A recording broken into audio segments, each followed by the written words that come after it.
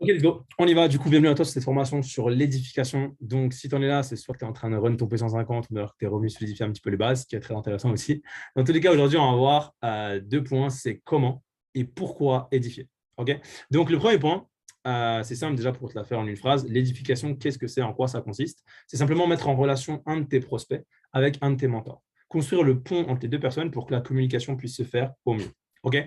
Donc, premier point qu'on va aborder, c'est le pourquoi. Donc, deux raisons pour lesquels on édifie. Pourquoi est-ce qu'on fait d'édification?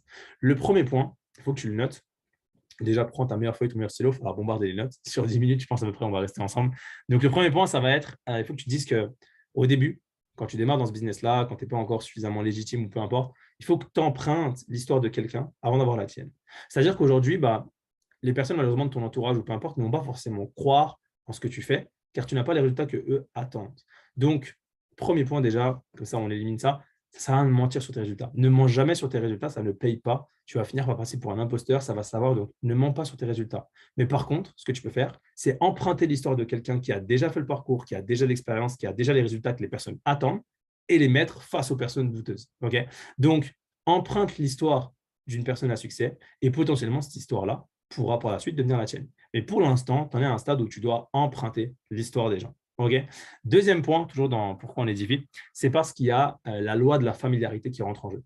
Qu'est-ce que c'est que la loi de la familiarité?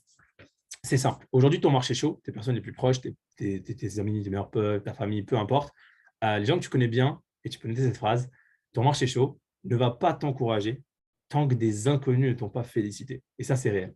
Ton marché chaud, tes plus proches, souvent on dit c'est eux sur qui je vais pouvoir compter, etc. En réalité, dans le monde du business, pas vraiment. Pourquoi? Parce qu'il y a la loi de la familiarité. Aujourd'hui, à leurs yeux, tu as la casquette de la personne avec qui on rigole, avec qui on sort, avec qui on s'amuse, pas la casquette de la personne avec qui on fait du business, pour la plupart des gens. Après, ça dépend des personnes, on va pas faire une généralité, mais très souvent, c'est comme ça. Et en fait, le problème, c'est que, tu peux remettre cette phrase-là, je te la redonne, les proches ne vont pas t'encourager tant que des inconnus ne t'ont pas félicité. Donc, au début, les personnes les plus proches, ça va sûrement être celles, et probablement c'est toujours comme ça, qui vont te dire non, qui vont pas y croire, qui vont probablement même aller parler mal de toi et de ce que tu fais. Ça peut aller très loin, hein. Je vous parle en connaissance de cause. Mais la réalité, c'est que, en fait, ils ne comprennent pas forcément.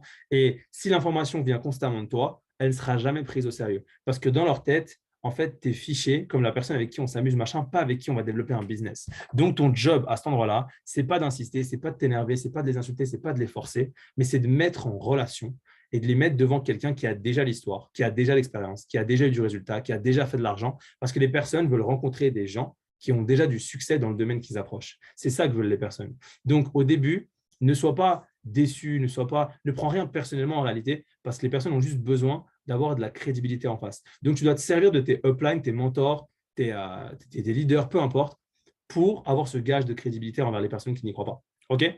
Maintenant, je mets juste un petit point d'honneur là-dessus. Ton but n'est pas de faire passer ton mentor pour Dieu et ton prospect pour un moins que rien. Ce n'est pas ça le but. On n'est pas là pour mettre quelqu'un sur un piédestal et l'autre 6 pieds sous terre. Le but de l'édification, parce que c'est souvent mal assimilé, c'est que tu enlèves la pression de tes épaules et que tu arrêtes d'être le message. En gros, il faut que tu mettes la pression sur quelqu'un d'autre. Ton job, c'est de te dégager ce poids-là, parce que souvent au début, tu ne seras pas forcément apte à répondre aux questions, tu ne pourras pas forcément subvenir à telle objection ou peu importe. Donc, ton but, c'est vraiment de décharger cette pression et de la mettre sur les épaules de quelqu'un d'autre qui, lui, pourra la gérer. Okay. Aujourd'hui, dis-toi que les professionnels édifient. Donc, ne deviens pas trop grand pour les petites choses, pour l'édification. Sinon, tu seras toujours trop petit pour les grandes choses. Okay. Donc, même moi, encore aujourd'hui, j'édifie, je mets en relation, je fais des groupes patrons avec mes mentors parce que aujourd'hui, ton but, c'est juste de mettre en face de la personne quelqu'un qui lui correspond, quelqu'un qui va pouvoir lui apporter. Donc, ça arrive des fois que je tombe face à une personne et je dois le mettre juste en relation avec quelqu'un d'autre parce que je sais que ça matchera mieux. Donc, cesse de vouloir tout faire tout seul. Ça ne marche pas. Mets la pression sur quelqu'un d'autre. Construis ce pont entre tes prospects et ta upline. Okay, parce que elle, la upline, a les résultats que le prospect veut et que toi, tu veux même. Okay. Donc, ne réinvente pas la roue. N'essaie pas de tout faire tout seul. Je te parle vraiment en connaissance de cause. Si ta upline, ton mentor a eu telle ou telle performance, c'est qu'il y a une raison. Donc, profite de ça. Sers-toi de ton environnement. Utilise ça comme levier et ne sois pas timide sur l'édification. Il faut vraiment que tu édifies un max. Okay. Maintenant, comment on va édifier? Ok, c'est cool. On a vu pourquoi ça, c'était intéressant. Tu as bien compris le truc, j'espère. Maintenant, comment on va édifier? Il y a 3 points qui sont très importants à dire quand tu vas faire une édification, un groupe à 3, peu importe. Ça va être les suivants, je vais te les expliquer et te les détailler. Donc, le premier point, je vais aborder, je sais pas, j'ai un ami, etc., qui veut justement se renseigner sur le projet. Je vais dire, bah, écoute, imaginons qu'il a déjà eu l'info. Il faut absolument que tu rencontres mon mentor en mode offline. Il faut vraiment faire comprendre à la personne pardon, que ça vous tient vraiment à cœur qu'elle puisse discuter avec votre mentor, votre offline, parce que c'est quelqu'un qui a, et là, il faut mettre un petit peu de rareté sur la personne, vous expliquer vraiment les 3 points importants. Premier point, on va dire à la personne, bah, écoute, c'est quelqu'un qui va prendre du temps pour toi, donc prépare des questions à l'avance, prépare vraiment ce qu'il faut, car voilà, c'est quelqu'un qui est vraiment beaucoup occupé, il a un agenda vraiment plein. Là, il a dégagé une trentaine de minutes pour pouvoir échanger avec toi, donc vraiment profite de son temps et s'il te plaît, ne lui fais pas perdre. N'hésitez pas à mettre de la rareté à fond sur le temps de votre mentor. Le temps, c'est précieux. Et j'estime que chaque mentor, chaque leader a énormément de personnes à suivre, dont vous.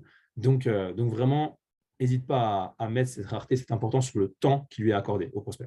Okay. Deuxième point, précise à la personne que bah, écoute, mon mentor, il va vraiment être là pour t'aider et pour répondre aux questions. Donc, son but, ça va vraiment être de clarifier un maximum ce qui te manque pour te lancer justement dans le business. Pourquoi on va demander aux personnes de préparer des questions avant? Parce qu'une fois que la personne a des questions et que ces questions et qu'on a eu une réponse à ces questions, la personne est prête à démarrer, à se lancer. Donc, on prévient la personne de prendre des questions en avance, de préparer des questions en avance, pardon. On prévoit un petit peu le truc sur le temps. Donc, mon mentor, il prend vraiment du temps pour te répondre, etc. Mais il est là pour aider. Ça, c'est important de dire à la personne que votre mentor est là pour lui apporter, pour l'aider. Et troisième point, dans la continuité du deuxième, ça va être d'expliquer à la personne, bah, écoute, mon mentor aujourd'hui, ça fait tel temps qu'il est dans l'expérience, qu'il a de l'expérience, qu'il est dans le business, etc.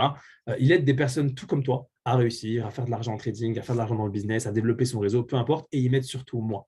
Ça veut dire que demain, si tu te dis, bah, écoute, je veux bien essayer et tout, c'est cette personne-là qui va pouvoir t'accompagner comme elle le fait avec moi. Donc vraiment, ne sois pas timide, n'hésite pas à lui poser tout ce qu'il faut parce qu'il va être là pour toi. Okay. Très important de projeter déjà la personne, de lui dire que si tu te lances, bah, mon mentor il va pouvoir t'accompagner comme il m'a accompagné moi. Et ça, c'est vraiment une chance, boum, boum, boum.